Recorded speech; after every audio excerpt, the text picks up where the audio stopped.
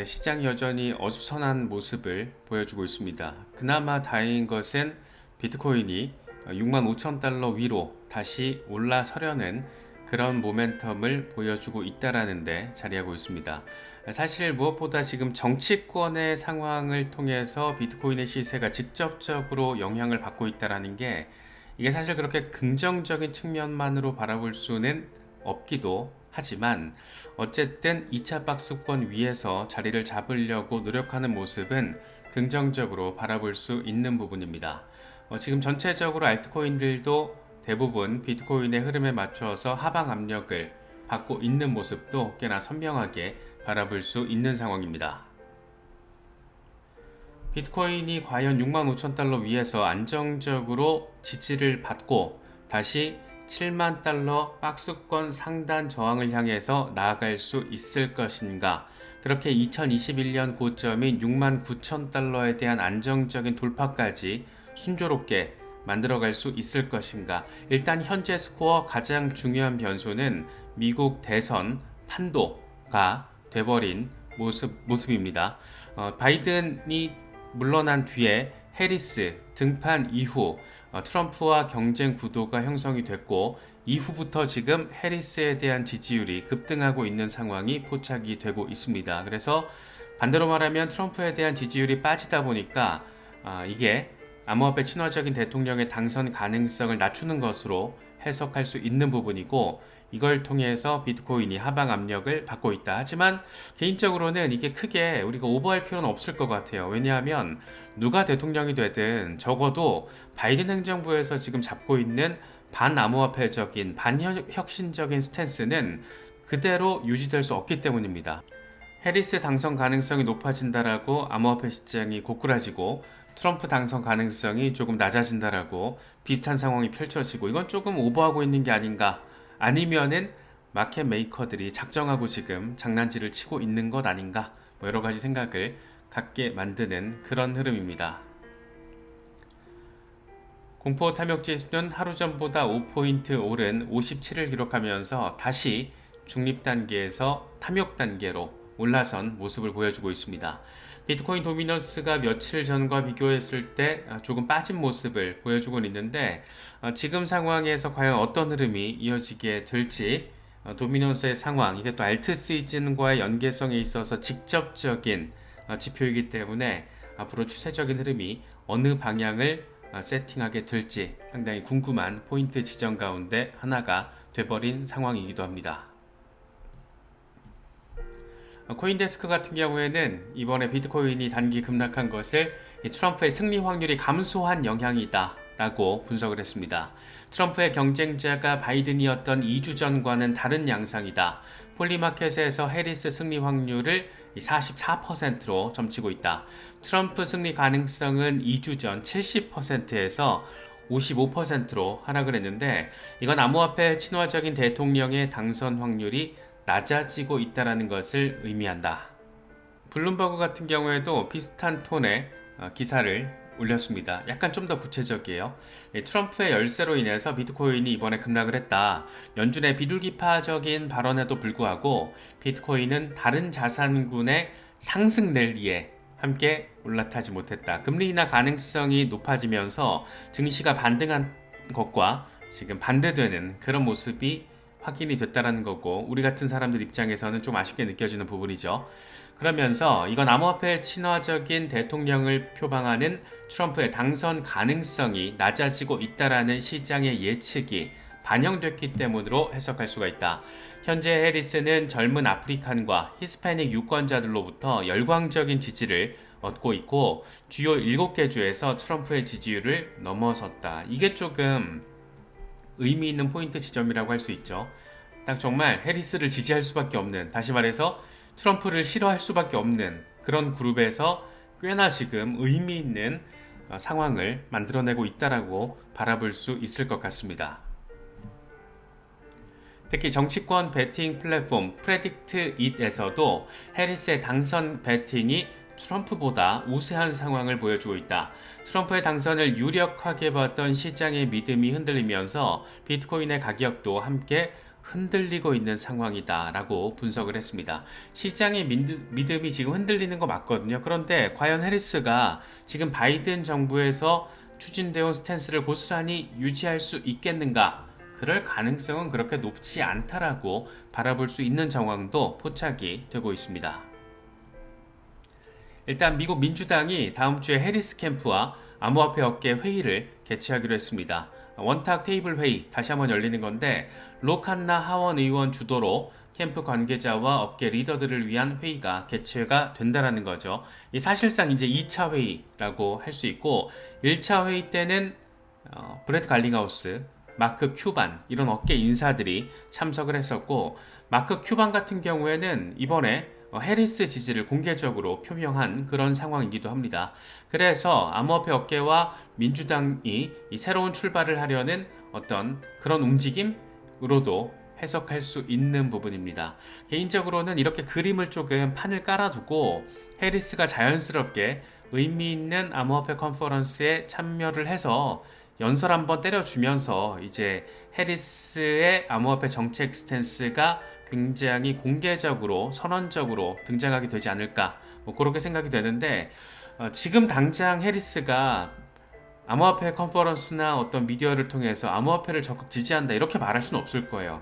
왜냐하면 바이든 정부에서 부통령을 하고 있는 사람이고 정말 얼마나 우악스러웠어요. 반 암호화폐 정책, 반 블록체인 정책, 그래서 반 혁신 정책 이런 거에 상징성을 갖고 있는 게 바이든 해리스 정부인데 갑자기 지금 등판을 해가지고 암호화폐 비트코인을 지지한다 이래버리면 좀 이게 앞뒤가 안 맞거든요. 그래서 민주당 자체가 스탠스를 전환하는 모습을 선명하게 보여주고 난 뒤에 그리고 나서 해리스가 직접 등판을 해서 비트코인 정책, 암호화폐 정책 스탠스를 명확하게 밝히게 되지 않을까.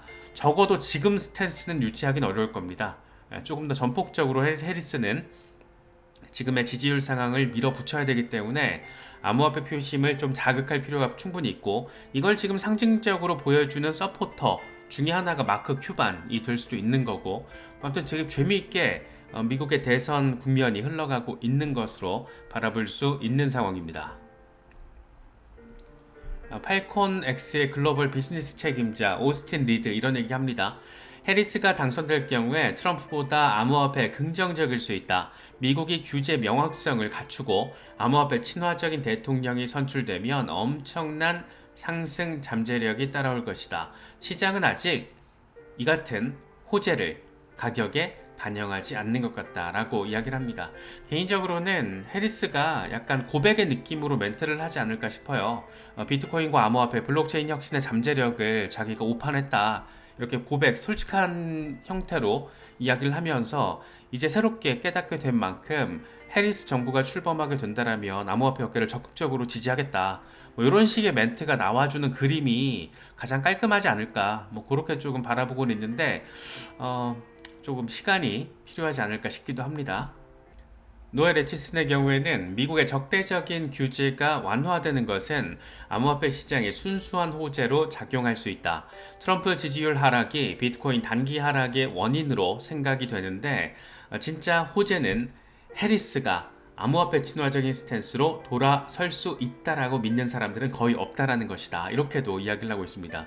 이게 또 미국에서 업계 관계자들 사이에서는 해리스가 암호화폐를 지지한다 라고 이야기를 하는 것은 뻥카일 가능성이 높다라고 보는 시각도 많은 것 같아요. 그래서 어떤 양상의 정책이 나올지는 지켜봐야겠지만 그러니까 공약 방향성을 지켜봐야 하겠지만 지금 국면에서 현재 바이든 행정부의 스탠스를 유지한다? 이건 조금 넌센스가 되지 않을까 생각됩니다. 닥터 프라핏 재밌는 얘기를 해요. 비트코인은 연초부터 56,000달러에서 72,000달러 범위에서 움직이고 있다. 이건 전체 사이클에서 정확히 입증된 이 박스권의 범위다. 박스권에서 올타임 하이로 이동하게 될 것이고 이건 시간 문제. 그래서 인내심만 있으면 된다. 여러 가지 생각거리들이 참 있는 멘트입니다. 멘트는 짧은데 결국에는 시간의 문제. 그러니까 우리는 개미들은 보통 시장의 시간을 기다리려고 하지 않고 나의 시간을 맞춰버리려고 하잖아요. 그러니까 조금만 반등해도 너무 환호하고 조금만 하락해도 절망하고 그러다가 여차하면 패닉셀 하게 되고 이런 건데 시간의 문제. 인간이 인간의 힘으로 절대 이길 수 없는 게 시간입니다. 시간에 맞서려고 하면은 이 투자 시장에서는 버틸 수 없는 것 같아요. 시간의 문제. 또 하나는 그 시간 안에서 인내심을 가져야 된다는 거죠. 시간은 기다려야 되는 거지 내가 앞당길 수 있는 게 아니잖아요. 인간이 할 수 없는 일 중에 하나. 과학이 아무리 발달하고 인류가 아무리 더 혁신적으로 진화한다라고 해도 바꿀 수 없는 거. 시간을 바꿀 수는 없습니다. 그렇기 때문에 이 기본 전제를 우리가 잊을 때가 많죠. 왜냐? 우리는 아주 그냥 마음이 얇은 개미들이기 때문에.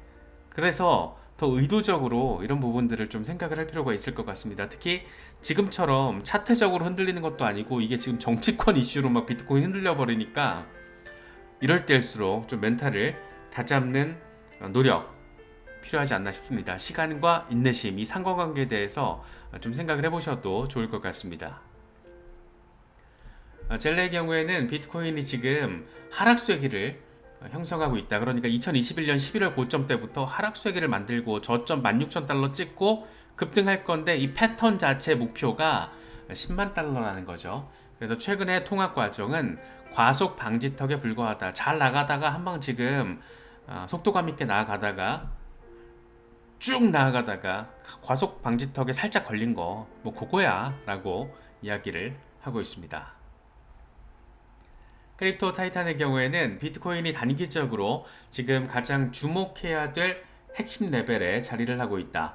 이 레벨이 유지된다라면 강한 반등을 볼 수 있을 텐데 그렇지 않을 경우에 만약 그렇지 않을 경우에는 다음 지지라인 62,200달러가 될 것이다 라고 이야기를 하고 있습니다. 62,200달러 다시 1차 박스권으로 가는 건데 이런 그림은 좀 그만 보고 싶다 라는 생각이 드는 것은 뭐 기분 탓만은 아닌 것 같습니다. 미키블 크립토 비트코인 해시 리본이 뒤집히면서 매수 신호가 나타날 때마다 평균적으로 460% 이상 폭발적인 상승 랠리가 있었는데 그 전에 랠리가 나오기 전에 항상 흔들림이 나왔다. 지금은 약세장을 예상하기 좋은 시기는 아니다.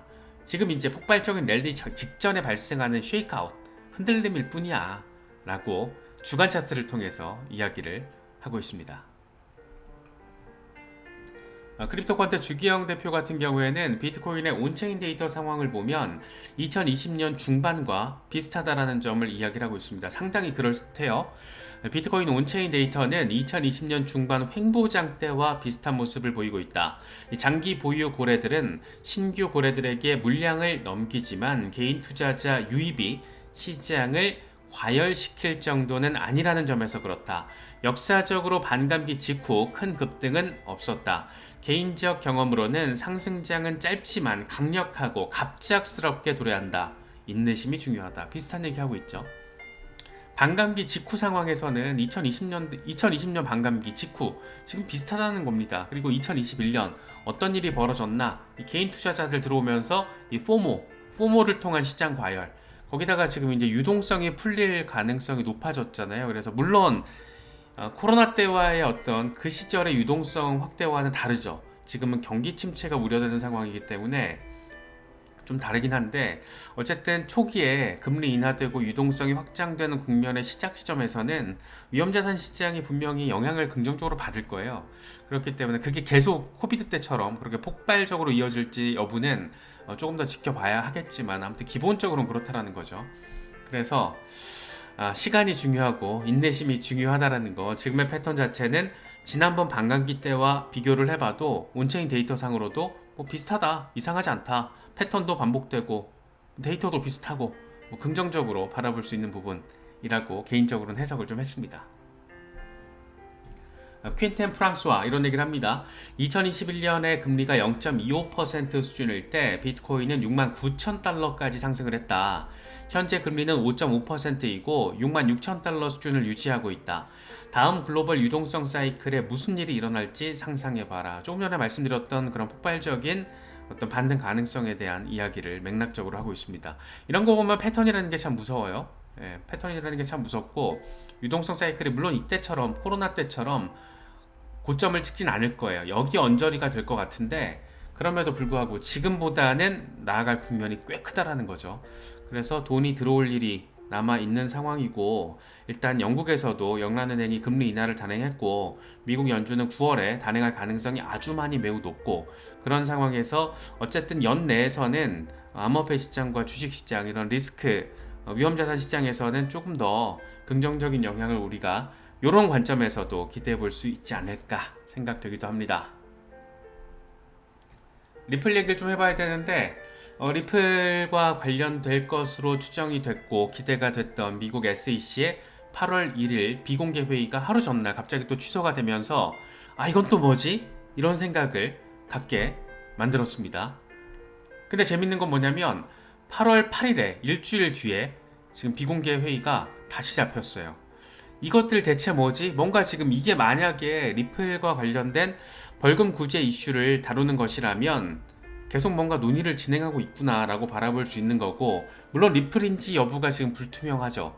공개적으로 공식적으로 SEC가 밝히지는 않았으니까. 일단 8월 1일 취소된 미팅에서 다뤄지려고 했던 안건과 8월 8일로 예정된 안건은 똑같아요. 보니까 똑같더라고요. 그래서 만약에 리플이라면은 이 벌금 범위와 관련해서 합의를 이어가고 있다라는 것을 생각해 볼 수 있고, 바이낸스 사건일 수도 있고 뭔지 모르겠지만, 우리는 지금 이게 리플일 가능성을 조금 전제로 깔고 이야기를 하다 보니까 XRP 시세가, 그러니까 여기서 말하는 우리는 글로벌 XRP 홀더들, XRP 시세가 지금 SEC 미팅 잡혔다, 취소됐다 이런 거에 또 놀아나고 있는 그런 상황이기도 합니다. 그래서 다시 0.6달러 아래로 빠진 거, 미팅이 취소된 이유도 있고, 비트코인이 하방 압력을 받은 것도 있고, 그리고 여러 가지가 좀 겹치면서 다시금 0.6달러 아래에 자리하고 있는 그런 모습을 확인해 주고 있습니다. 재밌는 거는 이 와중에 진짜 엄청난 호재성 재료가 등장을 했다라는 겁니다. 미국 국채가 리플 레저에 온보딩 된다라는 소식이에요. 이 토큰화 플랫폼 오픈 에덴이 토큰화된 미국 단기 국채를 리플 레저에 온보딩하기로 했다. 우리는 해당 토큰화 국채 1000만 달러를 할당할 계획이다. XRP 레저의 첫 번째 토큰화 국채 발행 소식. 진짜 이거 되게 실물자산 토큰화 이슈와 관련해서 엄청 큰 호재인데, 지금 시장 전체 분위기도 요 모양이고, 이 소송과 관련된 애매한 상황이 지금 또 이렇게 진행이 되다 보니까 이런 호재가 시세에 제대로 반영되지 못하고 있는 모습 상당히 아쉽습니다. 하지만 여기서 우리가 분명하게 느낄 수 있는 것은 리플이 진짜 일을 엄청 빡세게 잘하고 있고, 시장에서 이미 평가가 끝난 종목이기 때문에, 프로젝트이기 때문에 실제 블록체인 혁신에 있어서 가장 적극적인, 그러니까 비트코인, 이더리움, 리플, 솔라나 이렇게 메이저들은 정말 가장 적극적으로 이 혁신 자체를 리드하고 있다는 것을 다시 한번 느끼게 해준 그런 소식이 아닐까라고 개인적으로는 생각을 했습니다. 진짜 이더리움 기반 첫 번째 토큰화 펀드 비들, 이게 블랙록이 딱 리드를 하면서, 와 정말 토큰화 시대가 오긴 오는구나. 이 디파이 혁신을 통해서 기존 금융권이 어려워했던 부분, 거래 처리 속도, 그리고 거래 처리 과정에서 드는 어마어마한 수수료, 이게 진짜 문제였는데 이걸 지금 블록체인이 해결해주고 있다는 거. 블랙록은 이더리움을 선택을 해서 이더리움 ETF 출시 전에 딱 이더리움을 찍어서 토큰화 펀드 비들 성공적으로 잘 운영하고 있습니다. 지금 투자자 배당금만 3월 출시 이후에 700만 달러래요. 어마어마하게 잘 굴러가고 있고, 리플 같은 경우에도 이번에 단기 국채가 XRP 레저 위에 온보딩 되는 상황. 실물자산 토큰화 이슈는 뭐 이번 사이클 뿐만 아니고 앞으로 블록체인 시대가 확장되면 확장될수록 계속해서 따라붙을 거예요. 이거는 메타버스 시대까지 계속 이어갈 수밖에 없는 그런 테마이기 때문에 눈여겨서 바라봐야 된다라는 것을 우리가 작년 가을부터 엄청 빡세게 살펴왔고, 이걸 통해서 우리가 또 재미있는 수익을 또 얻기도 했잖아요. 그래서 지금 리플이 또 실물자산 토큰화 이슈와 관련돼서 굉장히 긍정적이고 의미부여가 가능한 그런 소식을 전해왔다라는 거. 소송만 빨리 좀 끝났으면 좋겠습니다. 정말 어떤 방식으로든 리스크만 해소되면은 일은 너무 잘하고 있어요. 일은 너무 잘하고 있고, 누구 말만 따나 알트코인 프로젝트들 중에서 95%가 실제로 뭘 하는 게 없는데, 실제로 뭘 하고 있는 5% 중에 하나가 리플이잖아요. 그래서 잘 하고 있다. 소송만 좀 빨리 잘 좀 마무리됐으면 좋겠다. 뭐 그런 상황들. 그래서 여러 가지 소식들 잘 참고하실 수 있으면 좋겠습니다.